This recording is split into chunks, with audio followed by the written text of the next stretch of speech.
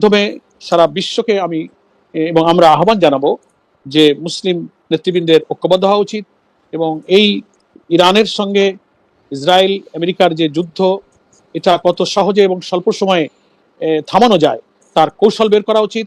এবং কোনো বড় পরাশক্তি যারা মুসলিম বিশ্বকে ধ্বংস করতে চায়, মুসলিম বিশ্বের মানচিত্রকে বদলাতে চায়, বিভক্ত করতে চায়, তাদেরকে নিজেদের ভূখণ্ডে আর অ্যালাউ করা যাবে কিনা, ঠিক কিনা, এর যথার্থতা নিয়ে নিজেদের মধ্যে আলোচনা হওয়া উচিত বলে আমি মনে করি। লাস্ট প্রশ্ন, ইরানের পাল্টা হামলায় আমরা দেখেছি যে কয়েকজন প্রবাসী বাংলাদেশি আহত নিহত হয়েছেন। দেশে আমরা দেখেছি পরিবহনের জ্বালানি সংকট তৈরি হয়েছে, ঘন্টার পর ঘন্টা পাম্পে, এটা আপনিও কিছুক্ষণ আগে বললেন, পাম্পের লাইন লেগে থাকছে। যুদ্ধটা দীর্ঘমেয়াদী হলে রেমিটেন্স প্রবাহ, দেশের সার্বিক বাজার পরিস্থিতি অস্থির হয়ে পড়ছে। মানে আমরা এই যুদ্ধটা এফোর্ড করতে পারবো কিনা আমরা জানি না। এখন ডিজেল সংকট মোকাবেলায় ভারতের দিকে হাত বাড়িয়েছে আমাদের সরকার, ভারত থেকে ডিজেল আমদানি করা হচ্ছে, ব্যবসা বাণিজ্যে, বিদ্যুতে, জ্বালানিতে ভারতের সঙ্গে সম্পর্ক রাখতে হবে।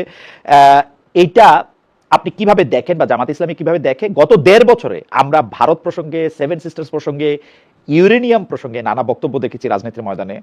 এবং ডক্টর মোহাম্মদ ইউনূস চীনে গিয়ে অনেকেই বলতেছেন যে মানে অকারণেই সেভেন সিস্টার্সের অভিভাবকত্বের কথা বলে এসছেন। এগুলি আসলে আপনি কিভাবে দেখেন? শেষ প্রশ্ন আমার। না, ধন্যবাদ। আমি মনে করি ভারত কেন, যে কোনো দেশের, আমাদের জ্বালানি সংকট, আমাদের রেমিটেন্স, আমাদের অর্থনীতির প্রয়োজনে আমাদের সাম্য, সমতা, মর্যাদা রক্ষা করে সব দেশের সঙ্গে ব্যবসা বাণিজ্য, আমদানি রপ্তানি, এগুলো আমাদের চলা উচিত। এখন তো গ্লোবাল ভিলেজ হয়ে গেছে দুনিয়াটা। আমরা জানালা দরজা বন্ধ করে দিতে রাষ্ট্র চালাতে পারবো না, সকলের সাথে আমাদের এই সম্পর্ক থাকবে। আমি মনে করি আমাদের এই সংকট দূর করতে বাংলাদেশ সরকারের ন্যায্য ভূমিকা যেখানে যা রাখার সেটা তারা রাখতে পারেন। এবং আন্তর্জাতিক রাজনীতিতে বিগত অন্তর্বর্তীকালীন সরকার বা তার প্রধান হিসেবে ডক্টর ইউনূস কি করেছেন সেটার আর এখন আমার মনে হয় তিনি তার পলিটিক্যাল এবং ফরেন পলিসির কনটেক্সটে তিনি সেখানে যা করার প্রয়োজন তিনি তা করেছেন। সেটা একটা অন্তর্বর্তীকালীন সরকার ছিল, কোনো পলিটিক্যাল সরকার ছিল না, কোনো পার্লামেন্ট ছিল না। তিনি তার ফোরামে আলোচনা করে দেশের জন্য যা বেটার মনে করেছেন তিনি সেটা করেছেন। আমি এক্ষুনি আর সেগুলো নিয়ে কোনো মন্তব্য করা আমার কাছে, আপনার কাছে 1 ঘন্টা সময়, আপনার আমার 2-3 মিনিট সময় আছে, সেজন্য আমি একটা বোনাস প্রশ্ন করি।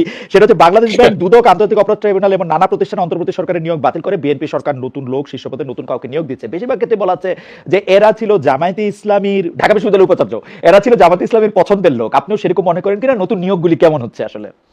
আমি সেটা মনে করি না। এটা একটা অসত্য তথ্য দিয়ে বিভ্রান্ত করা, এটা যারা বলেন এটা তাদের অসহায়ত্ব, তাদের রাজনৈতিক দূরদর্শিতার অভাব। হ্যাঁ, তো সেখানে অন্তর্বর্তীকালীন সরকার ছিল, তারা যাদেরকে সেখানে প্রয়োজন, দক্ষ, সৎ এবং ক্যাপেবল মনে করেছে তারা তাদেরকে সেখানে যোগদান করে। কেন জামাত ইসলামী তারা হতে যাবে? মানে হয়েছে কি, আপনাকে আগে একদিন বলেছিলাম, যে লোকটা দুর্নীতি করে না, সৎ, মিথ্যা বলে না, আনডিউ প্রিভিলেজ দিতে চায় না, বলে এই লোকটা জামাত ইসলামী অথবা হ্যাঁ, মানে আপনাকে আমি বলেছি যে এই হচ্ছে সমাজের দশা। যে ঘুষ খাবে না, আনডিউ প্রিভিলেজ দেবে না, বলে বেটা আমার কথা শোনে না, টাকা নিতে চাইলো না, ও জামাত ইসলামী করে। এগুলো নানান জায়গা থেকে মানুষ এভাবে মন্তব্য করে, মানুষ এখন এগুলো বুঝে যাচ্ছে। তবে উচিত সরকারের, পার্লামেন্টের সেশন এখনো শুরু হয়ে পারেনি, কেবল গভর্নমেন্ট ফর্ম হয়েছে, রদবদল তো সরকার করতেই পারেন, সরকারের এটা এখতিয়ার আছে, কিন্তু একটু দেখে শুনে চলা উচিত।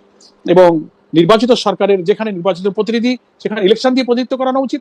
আর যেখানে প্রশাসনিক কোনো পরিবর্তনের যে বিধি আছে এবং যতটা সম্ভব সুস্থ দুর্নীতিমুক্ত প্রশাসনের জন্য যা করার প্রয়োজন সেদিকেই খেয়াল রাখা উচিত।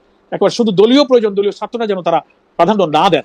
তাহলে আমরা যে কারণে জুলাই সৃষ্টি হলো, আমাদের 5ই আগস্ট সৃষ্টি হলো, জনগণের এই আকাঙ্ক্ষা পূরণের জন্য বাংলাদেশটাকে নতুন বাংলাদেশ, ইনসাফ ভিত্তিক, মানবিক সেই কল্যাণ রাষ্ট্রের দিকে যেতে গেলে যে দলে আমি করি, আমরা যেন সেই পেছনের দিকে আবার ফিরে না যাই, সেই দলীয়করণ, সেই দুর্নীতি, সেই কর্তৃত্ববাদী, সেই ভিন্নমত দমন। আবার যদি তাই আমরা দেখি তো মানুষ তো মনে করবে তো আবার তো সেই পেছনের দিকে আমরা চলে যাচ্ছি।